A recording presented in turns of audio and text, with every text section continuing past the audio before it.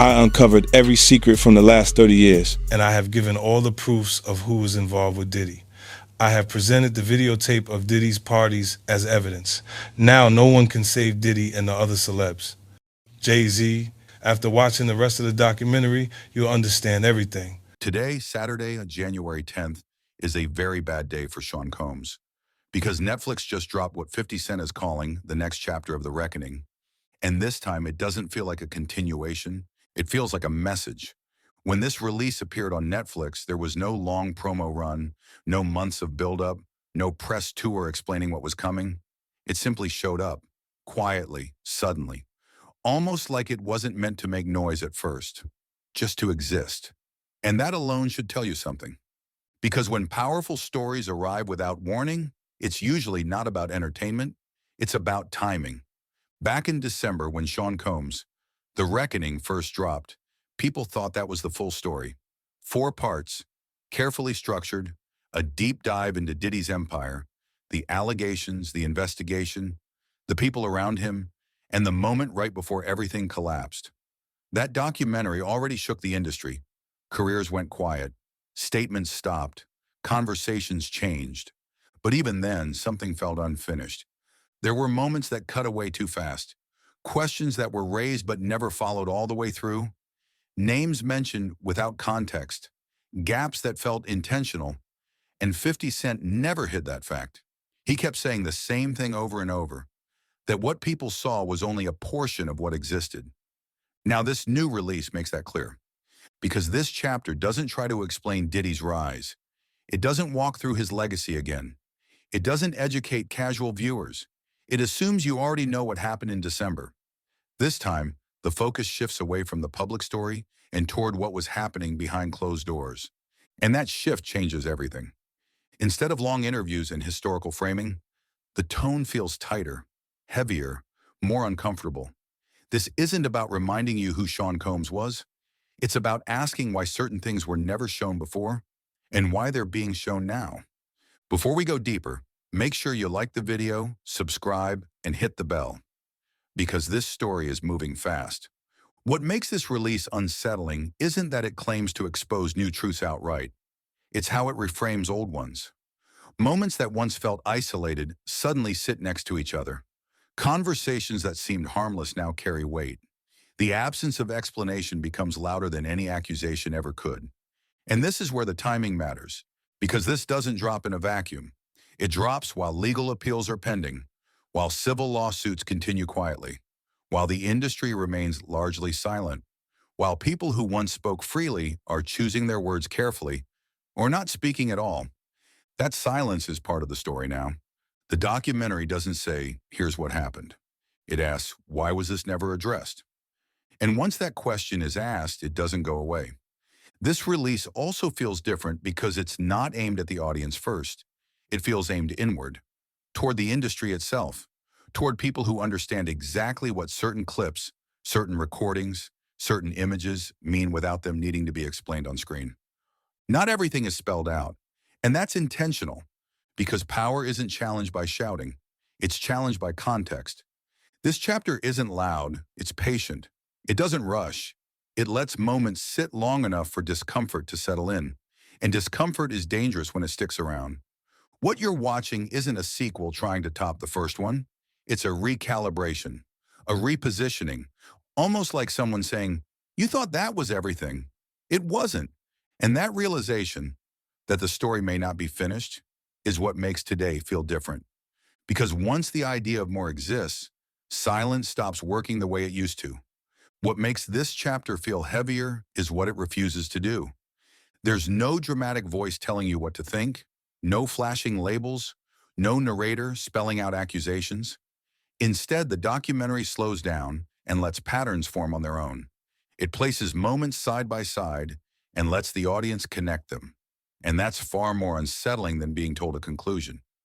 You start noticing how often certain names appear near certain situations, how timelines overlap in ways that were never openly discussed, how people who once seemed separate were actually moving through the same rooms, the same circles, the same nights.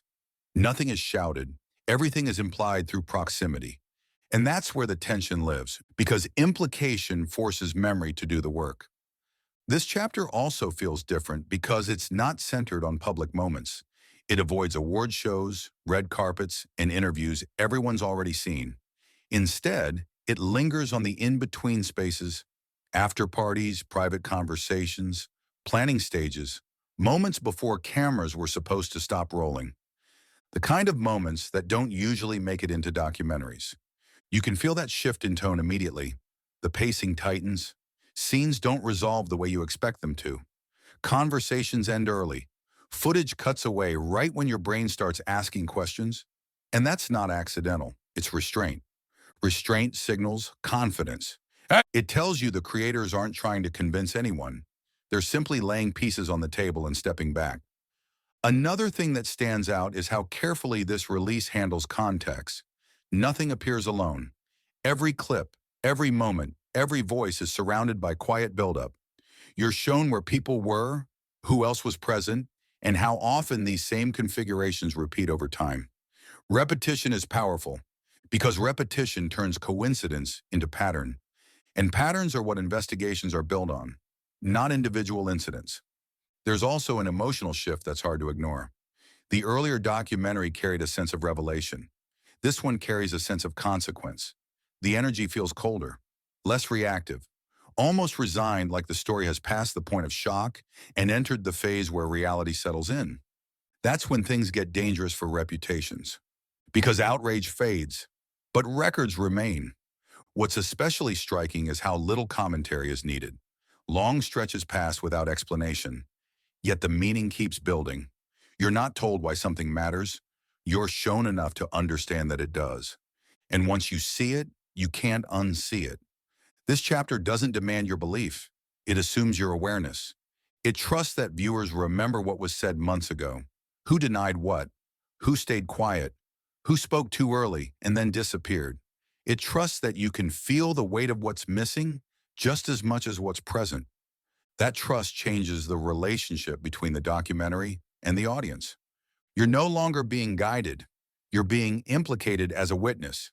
And that's where the real power is. Because once a story shifts from watch this to remember this, it stops being content and starts becoming record. And records don't go away quietly. By this point, the audience realizes something important. This isn't about new shock value. It's about reframing what people thought they already understood. The documentary doesn't rush forward, it circles back. It revisits moments that were once treated as footnotes and places them at the center of the frame, not to accuse, but to recontextualize. What once felt random now feels arranged. You begin to notice how often certain stories were told without follow-ups, how many times questions were acknowledged but never answered, how silence became the closing statement instead of clarity. And when you see those moments stacked together, not years apart but minutes apart, the tone changes completely. This is where the story becomes uncomfortable. Not because of what's shown, but because of what suddenly makes sense. The documentary leans heavily into timing. When statements were made, when responses didn't come, when narratives quietly shifted without explanation. It's subtle, but intentional. It asks the viewer to consider whether time was used as a shield, not to heal, but to distance. Distance dulls urgency, and urgency is dangerous to power. What's especially effective here is how the documentary refuses to editorialize. There's no dramatic music telling you when to react, no captions spelling out implications. It simply places moments side by side and lets the viewer feel the friction between them. And friction creates heat. You start remembering interviews you've seen before, but now they feel different. Answers that once sounded confident now feel incomplete. Statements that were accepted at face value now feel carefully worded. Not false, just selective. Selection is a form of control. This chapter also emphasizes how narratives were managed publicly versus privately. What was said on record, what was handled off camera, and how often those two worlds never aligned. It doesn't claim deception. It highlights separation. Separation allows plausible deniability. The more you watch, the more you realize this isn't about exposing a single moment. It's about revealing a method, a consistent approach to managing attention. Let things surface briefly. Let them generate noise, then wait. Waiting has always been the safest strategy, but waiting only works when people forget. And that's the shift happening now. The audience isn't forgetting anymore. They're revisiting, replaying, comparing, and comparison strips narratives of their protective fog. What once felt like isolated controversy now feels like part of a larger, unfinished conversation. The documentary doesn't tell you what conclusion to reach. It does something far more effective. It removes the comfort of certainty. It leaves you sitting with unresolved questions that were never meant to stay alive this long. And unresolved questions don't fade. They grow. This is the stage where the story stops belonging to the people involved and starts belonging to memory itself. Memory that doesn't reset with new headlines. Memory that doesn't move on just because time has passed. That's why this chapter feels heavier. Not louder, not angrier, just heavier. Because once patterns become visible, silence stops feeling neutral. It starts feeling intentional. And intention, once noticed, changes everything. At this stage, the documentary stops feeling like a release and starts feeling like pressure. Not pressure from accusations, but pressure from continuity. From the fact that once you line events up, they don't scatter anymore. They hold shape. And shape is dangerous because shape implies design. This section slows everything down even further. Instead of moving forward, it widens the lens. It asks a quieter question. Not what happened, but why certain moments were allowed to pass without resolution. Why some stories were treated as too complex to revisit. Why explanations were always deferred to later, and why later never seemed to arrive. What's unsettling is how familiar this pattern feels once it's pointed out. A controversy surfaces. Attention spikes. A statement is made, brief, controlled, incomplete. Then time steps in and does the rest. Time becomes the cleanup crew. The documentary doesn't frame this as coincidence. It frames it as habit. A habit built over years, refined through experience, and protected by reputation. Because when reputation is strong enough, it fills in gaps automatically. People assume the explanation must exist somewhere, even if they've never actually heard it. Assumption is powerful. It replaces evidence with comfort. Here the viewer is forced to confront how often comfort was chosen over clarity, how often silence was interpreted as dignity, how often unanswered questions were labeled old news simply because enough time had passed. But time doesn't resolve stories. It just spaces them out. And when those spaces collapse, when decades of moments are compressed into a single viewing, the gaps become obvious, almost loud. This is where the documentary becomes less about individuals and more about systems. Systems that understand how attention works, how fatigue works, how public memory can be shaped not by denial, but by patience. Patience looks harmless. Patience looks mature. Patience rarely looks like avoidance, until you realize it never ends. The film places moments back to back that were never meant to coexist, not to suggest guilt, but to remove isolation. And once isolation is gone, each moment gains weight from the ones around it. A pause feels longer, an answer feels shorter, a silence feels heavier. What's striking is how little has to be said for this effect to work. No narration pushing conclusions, no dramatic claims, just proximity, just sequence, just timing. And timing tells stories words never have to. By now, the audience isn't waiting for a reveal. They're waiting for a response. Not a statement, not a denial, but engagement. Something that acknowledges the full picture instead of fragments. Because fragments can be managed, wholes cannot. This is the point where the story quietly turns, where silence stops functioning as a shield and starts functioning as evidence of strategy. Not wrongdoing, strategy. And once strategy is visible, the relationship between power and the audience shifts. The audience stops reacting. They start observing. And observation doesn't fade when the screen goes dark. It lingers. By now, the documentary has done something subtle but irreversible. It has shifted the viewer's role. You're no longer watching to be informed. You're watching to verify. Every new moment is weighed against everything you've already seen. Every pause is compared. Every choice not to speak becomes part of the record. This is where power usually expects attention to fade, where the story should lose momentum, where the audience should move on. But that's not what happens here. Instead, the documentary leans into repetition, not repeating clips, repeating behaviors, the same kinds of answers given in different years, the same tone used in completely different situations, the same reliance on reputation to carry conversations that were never finished. Repetition doesn't feel dramatic. It feels procedural, and procedure suggests intent. What's especially uncomfortable is realizing how effective this approach has been for so long. Not because people were tricked, but because the system didn't need to trick anyone. It only needed to slow things down. Let discomfort dissolve naturally. Let memory fragment. Let time do what denial never could. And for years it worked. This chapter exposes how silence wasn't passive. It was active, carefully timed, carefully placed, appearing exactly when clarity would have forced alignment between stories that were better kept separate. You start noticing how often explanations stop just before they become specific, how frequently conversations pivot away from timelines, how accountability is replaced with generalities.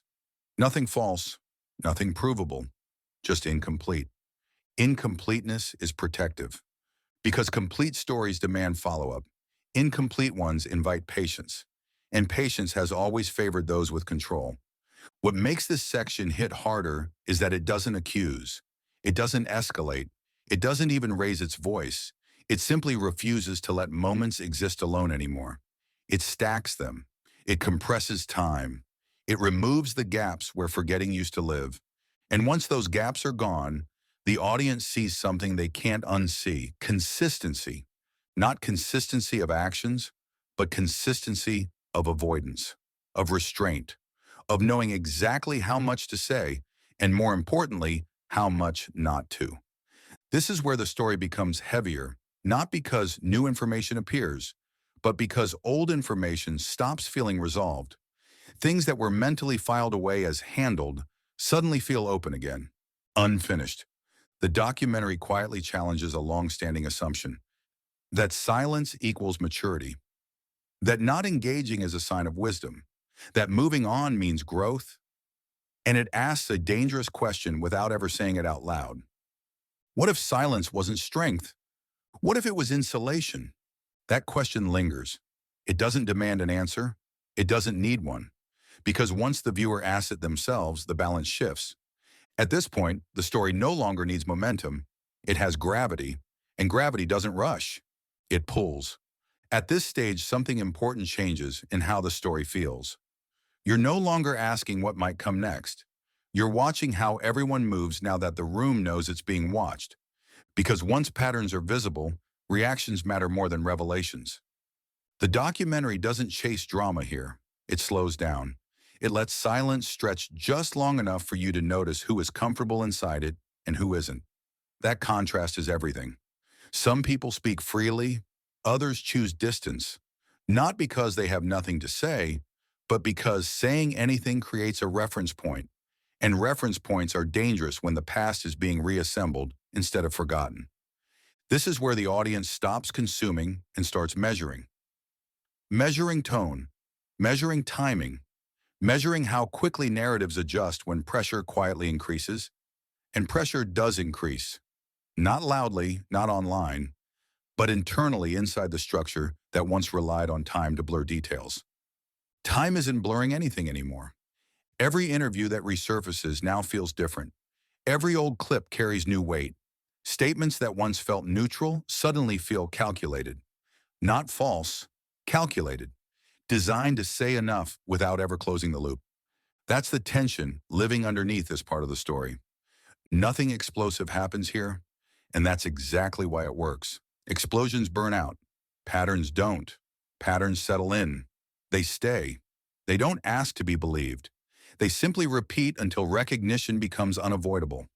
What's unsettling is realizing how predictable the responses become once you understand the system. The pauses appear at the same points. The language softens around the same topics. Accountability is acknowledged in theory, then redirected in practice. This isn't chaos, it's control. And control doesn't panic when it's questioned. It waits. It assumes patience will turn into fatigue, that attention will drift, that curiosity will give up before coherence is required. But that assumption is failing.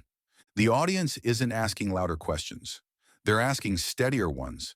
They're no longer reacting emotionally. They're watching structurally, watching how narratives protect themselves without ever saying they need protection. This is where silence stops being neutral. Silence becomes a signal that certain explanations would create more clarity than comfort, a signal that some conversations are riskier to finish than to avoid, a signal that distance still feels safer than alignment. And once you see that, you can't unsee it. The documentary doesn't need to say any of this directly. It trusts the viewer to arrive there on their own, because conclusions reached independently stick harder than anything you're told. This is the moment where the story gains weight without adding volume, where the lack of response becomes louder than any statement ever could, where every quiet decision adds pressure instead of relieving it. And from here on, every move will be read differently. Not because anyone is accused, not because anything is proven, but because silence has stopped feeling like the end of the conversation. By now, the audience understands something quietly powerful. This story no longer needs new material to stay alive. It's feeding on what already exists and on what still hasn't been addressed. This is the point where the documentary stops pulling information forward and starts letting absence do the work. You notice how certain names fade from the conversation, how some voices go quiet exactly when context would matter most, how responses become shorter as questions become clearer. That silence isn't accidental, it's measured. What's striking here is how restraint is used as a tool, not restraint as discipline, restraint as positioning, the choice to say less, appear less, explain less. Because explanation creates a trail, and trails invite comparison. Comparison is the real threat. The documentary shows how narratives survive not by controlling every detail, but by controlling engagement. If you don't engage, you don't create new material. If you don't create new material, old material stays unresolved instead of contradicted. That unresolved space is where power prefers to sit. But unresolved doesn't mean invisible. It means suspended. And suspension creates tension, the kind that doesn't explode, but tightens. This chapter lets that tension breathe. It doesn't rush to the next reveal. It stays with the discomfort. It allows the viewer to sit with the realization that for years, many moments were treated as separate incidents when they were actually part of a continuous pattern. Once that realization lands, everything feels different. Old statements don't sound the same. Past confidence feels rehearsed. Distance feels deliberate.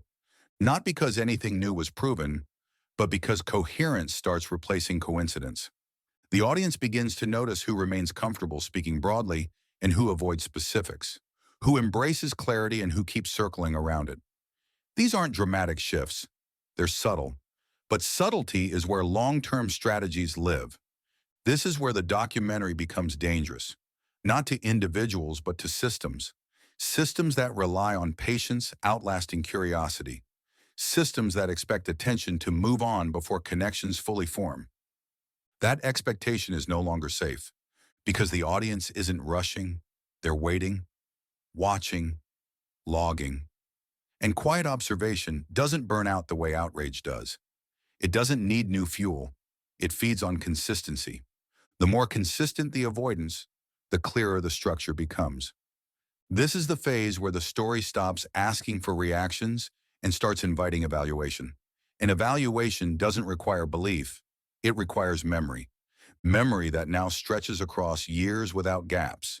And once those gaps are gone, silence loses its cover.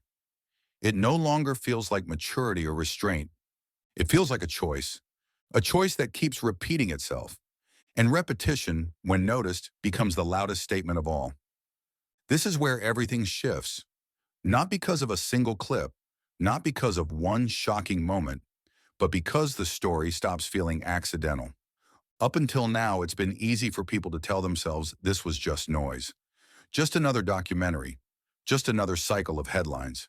But here, the pattern becomes impossible to unsee. What changes at this point is the lens. You're no longer watching for revelations, you're watching for reactions. And the reactions, or lack of them, tell a deeper story than any piece of footage ever could. This is the moment when viewers realize that power doesn't collapse when it's exposed. It adapts. It slows down. It gets quieter. Because silence buys time, and time has always been the safest place for unfinished stories. But this time, time isn't erasing anything. It's stacking it. You start to notice how quickly narratives shift away from specifics, how conversations that once felt confident suddenly become vague, how explanations stop just short of clarity. Not denial, not confirmation, just distance. Distance is the strategy. And once you recognize that, the entire past rearranges itself. Interviews you've seen before take on new weight. Statements that once felt complete now feel carefully framed. Moments that were brushed off as coincidences start lining up with uncomfortable precision. This is where the documentary stops guiding you and lets you connect the dots on your own. Because when the audience reaches conclusions independently, those conclusions stick harder. They don't feel planted. They feel earned. That's the turning point. Not when something new is said, but when nothing new needs to be said anymore. From here on, silence becomes data. Every pause is noticed. Every absence is logged. Every non-response adds pressure instead of releasing it. And pressure doesn't need noise to work. It just needs consistency. This is when the balance quietly shifts. The narrative no longer belongs to the people at the center of it. It belongs to the timeline itself, to memory, comparison, and context. The audience stops asking, "What's being revealed next?" and starts asking, "Why was this never addressed before?" That question doesn't fade, it deepens, because it's not accusatory, it's structural. It's about how long certain conversations were allowed to remain unfinished, how often clarity was postponed, how frequently silence was treated as resolution.